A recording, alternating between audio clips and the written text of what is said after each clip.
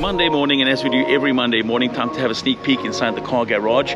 Car Magazine editor Damien Adams is standing by with what we promised you last week, the all-new Jeep Gladiator. 3 years ago, Jeep America revealed this bakkie that we all thought would be amazing. We've had to wait.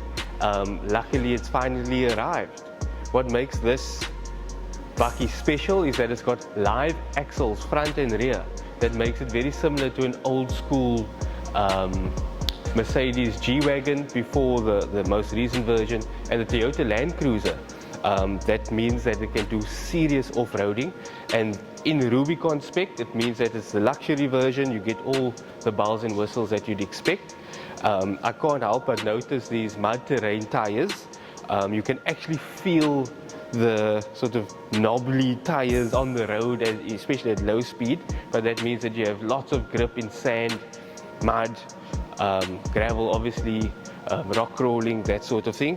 We have metal rock sliders, so you don't have to worry about damaging your bodywork. But being a full-on off-roader, you've got proper ground clearance.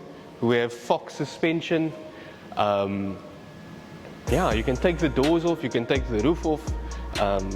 The 3.6 litre petrol V6 is very unique in that it produces 209 kilowatts, which is not half bad for a big vehicle.